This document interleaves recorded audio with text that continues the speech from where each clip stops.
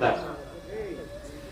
12ನೇ ಶತಮಾನದೊಳಗ ಚಂದಯ್ಯನವರು ಎಷ್ಟು ಅದ್ಭುತವಾಗಿ ಬದುಕ್ತಿದ್ರು. ಅವ್ರ ಕಾಯಕ ಏನು ಅಂತಂದ್ರೆ, ಯಾಕ ನೂಲಿ ಚಂದಯ್ಯನವರು ಅಂತ ಹೆಸರು ಬಂತು, ನೂಲಿ ಚಂದಯ್ಯ ಅಂತಾನೆ ಯಾಕೆ ಹೆಸರು ಬಂತು?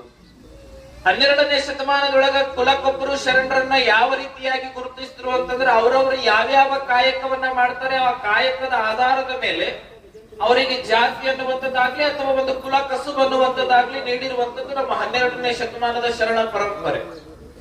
ಆ ಸಂದರ್ಭದೊಳಗೆ ನೂಲಿ ಚಂದಯ್ಯನವರು ಏನ್ ಮಾಡ್ತಿದ್ರು ಅಂದ್ರೆ, ಹಗ್ಗಗಳನ್ನ ಹೊಸಿಯುವಂಥದ್ದು, ನೂಲುಗಳನ್ನ ಚೆನ್ನಾಗಿ ತ್ವಯಿಸಿ ಹದ ಮಾಡಿ ರೈತರಿಗೆ ಬೇಕಾಗಿರುವಂತ ಎಲ್ಲ ಸಾಮಗ್ರಿಗಳನ್ನ ತಯಾರು ಮಾಡುವಂತದ್ದು, ಎತ್ತುಗಳಿಗೆ ದನಗಳಿಗೆ ಏನೇನು ಬೇಕು ಎಲ್ಲ ಸಾಮಗ್ರಿಗಳನ್ನ ತಯಾರು ಮಾಡೋದು ಯಾರ ಕೆಲಸ ಅಂದ್ರೆ ಚಂದಯ್ಯನವ್ರ ಕೆಲಸ. ಎಷ್ಟು ಪ್ರಾಮಾಣಿಕವಾಗಿ ಮಾಡ್ತಿದ್ರು ಅಂದ್ರೆ, ಬಹುಶಃ ಅವರು ಏನೇನು ಕಾಯಕ ಮಾಡ್ತಿರಲ್ಲ ಎಲ್ಲಾ ಕಾಯಕಕ್ಕೆ ಎಷ್ಟು ಬೇಕು ಅಷ್ಟು ಹಣ ಇಸ್ಕೊಳ್ತಿರ್ಲಿಲ್ಲ ಹೊರತಾಗಿ